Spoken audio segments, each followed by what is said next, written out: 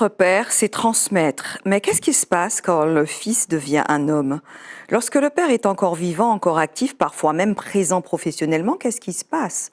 Entre eux, il peut y avoir de l'admiration, de la fierté, mais aussi une tension discrète, une comparaison constante, un besoin de reconnaissance jamais totalement apaisé. À quel moment est-ce qu'on cesse de se mesurer pour commencer à se voir réellement?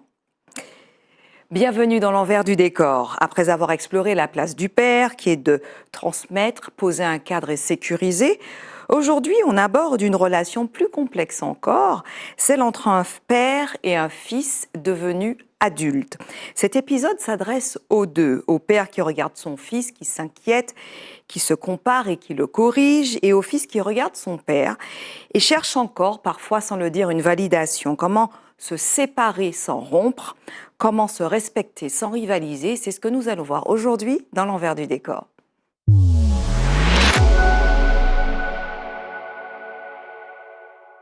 Alors, il y a plusieurs choses qui se jouent. Côté père, il y a le réflexe de se comparer systématiquement. À ton âge, moi, je ne faisais pas ça. À mon époque, j'étais comme ci ou j'étais comme ça. Et sauf qu'on oublie que l'époque a changé en vrai. Et il y a aussi la peur que son fils ne soit pas prêt. Et le fait aussi qu'une correction trop sèche ou trop dure, l'absence de cadre, soit l'un ou soit l'autre, porte quand même atteinte à la relation. Et puis du côté du père, il y a aussi cette difficulté que son fils, celui qui l'a élevé, décide de faire autrement que comme lui il fait ou comme lui l'a décidé.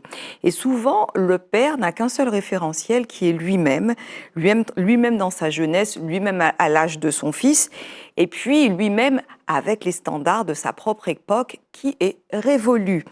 Et ce prisme, en fait, devient la mesure du fonctionnement du fils. Alors, côté fils, il y a aussi pas mal de choses qui se jouent. Il y a le besoin de prouver qu'on est capable, il y a le sentiment d'être évalué en permanence qui est extrêmement désagréable, une colère qui est mêlée d'admiration, mais aussi le désir d'être reconnu comme un homme à part entière, mais aussi la tentation de provoquer et la tentation de se comparer, en fait, des malcoques. Et le fils peut chercher à dépasser son père tout en espérant encore son approbation. Donc on voit que ce sont quand même des choses qui sont très paradoxales, ce sont des ambivalences chez l'un et chez l'autre. Et on va voir maintenant ce qui se joue vraiment. Ce qui se joue vraiment, en fait, c'est la comparaison comme obstacle à la rencontre. C'est le premier point. Parce que quand le père se compare, il regarde son fils à travers son propre passé. Quand le fils se mesure, il regarde son père comme une référence à atteindre ou à dépasser. Dans les deux cas, l'autre n'est plus vu dans son humanité, dans son caractère unique en tant que personne, en tant qu'individu à part entière, mais il est vu comme un compétiteur, un rival. Il n'est plus vu dans ses talents propres et dans les défis spécifiques de son époque. Il est vu à travers un miroir, tout simplement, et il est comparé sans qu'il y ait de mise en contexte préalable et c'est cette absence de contextualisation, voilà, qui empêche de voir l'individu tel qu'il est réellement. Le deuxième point au niveau de cette observation, c'est que quelque part, il faut tuer le père symboliquement. Et se séparer symboliquement, ça ne signifie pas rejeter, humilier ou écraser. Ça veut dire qu'on cesse d'attendre la validation comme condition d'existence. Oui, c'est bien, tu as bien fait, bravo. Ça, voilà, on fait ça pour les enfants. Quand ils ont bien fait quelque chose, on fait bravo, allez. Non, là, c'est fini. Et tant que le père reste le standard ou la mesure à dépasser, le fils va rester en compétition. Et tant que le fils va chercher à prouver, le père, lui, il peut se sentir remis en question. On restera toujours dans une relation parent-enfant, en fait. Alors que quand on sépare les deux rôles, le fils du père et le père du fils, ça clarifie les places. Et cette séparation, cette clarification ne rompt pas le lien, elle ne rompt pas la relation, elle rend justement cette relation beaucoup plus saine.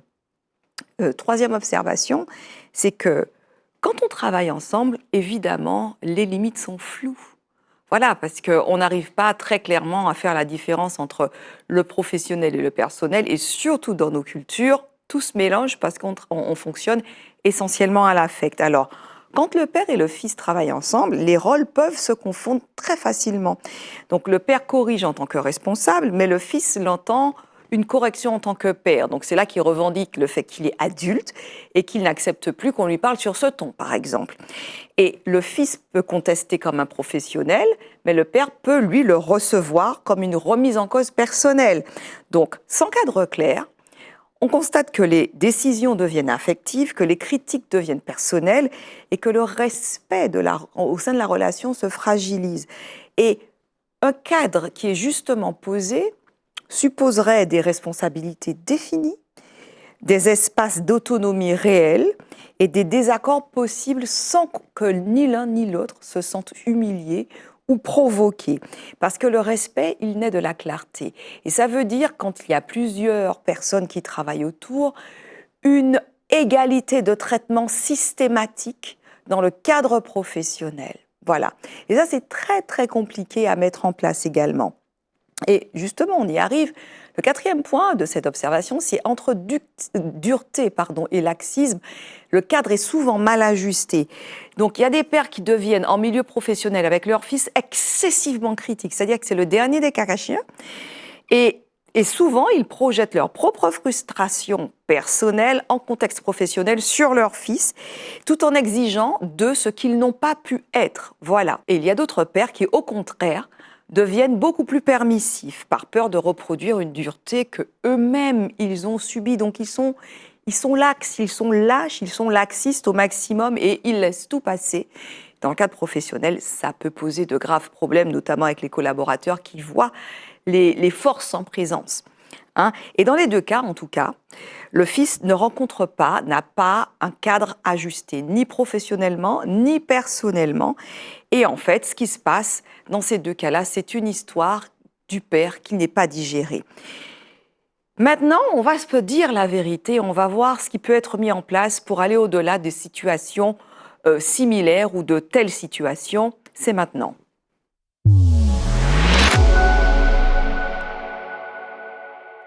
La question à se poser, c'est est-ce que je regarde l'autre tel qu'il est aujourd'hui ou à travers ce que j'étais moi hier?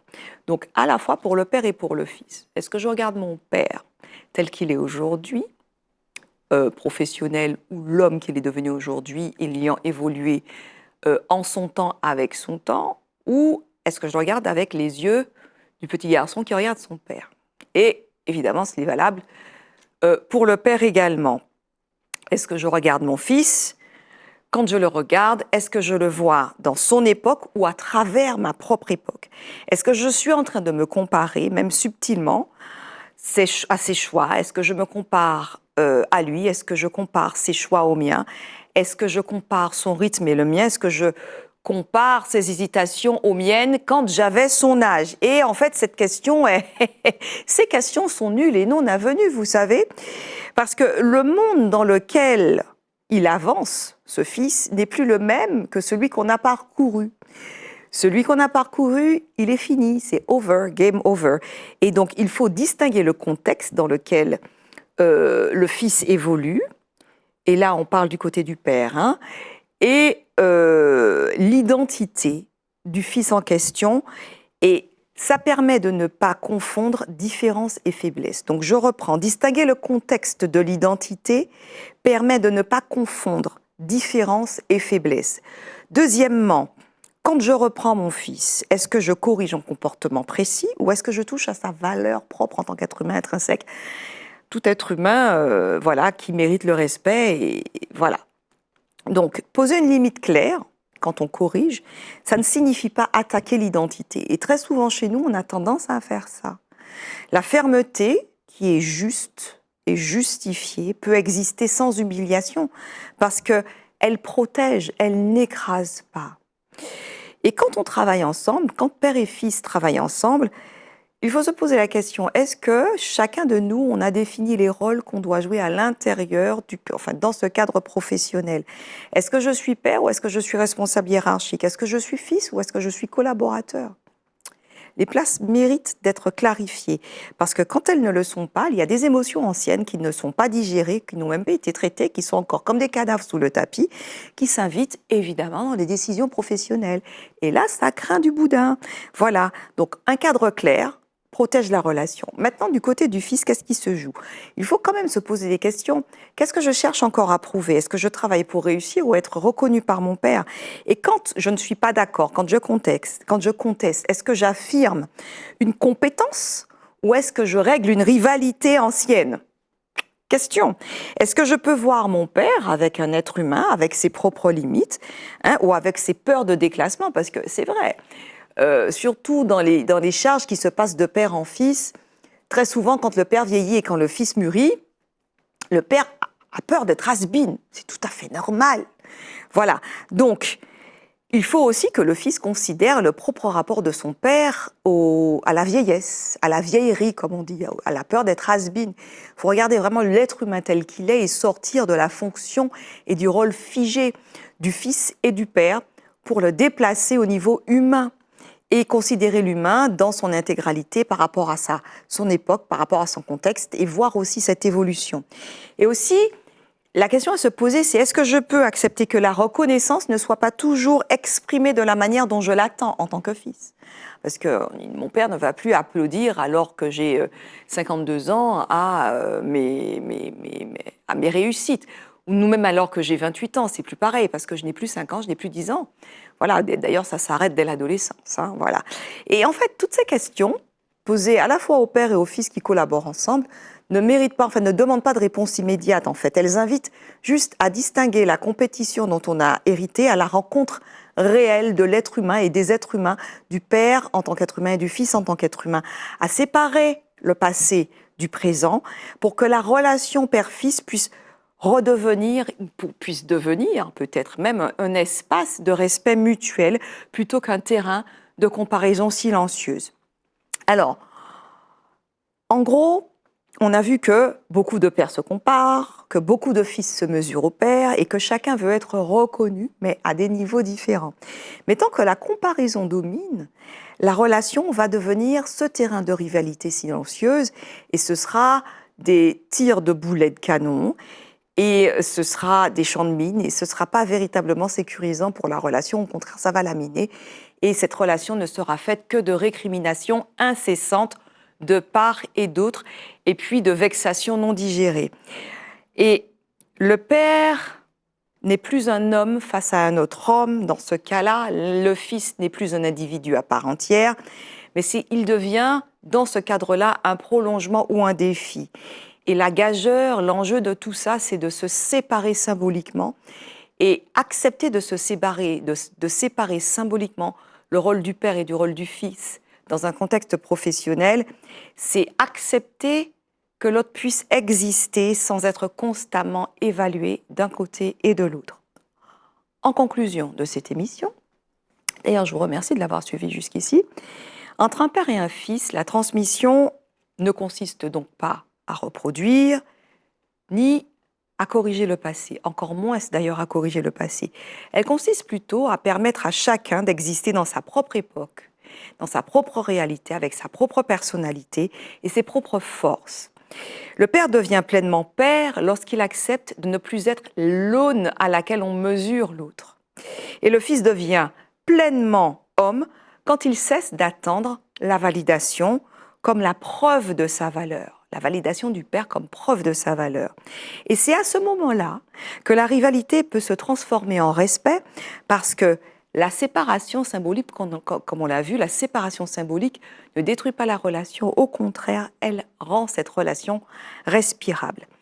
Je vous remercie encore une fois d'avoir suivi cette émission et si vous voulez aller plus loin, vous n'hésitez pas à aller sur Internet, vous tapez bicom-devenez.com sur Internet, vous allez tomber sur le site Internet, vous aurez accès à des ressources gratuites également et aussi à plein d'autres offres. Je vous invite aussi à vous rendre sur les réseaux sociaux, à regarder ce qu'il est fait dans ce domaine-là afin de creuser le sujet. D'ici là, je vous dis de prendre bien soin de vous pour de vrai. Et on se retrouve mardi prochain pour une prochaine émission. À bientôt.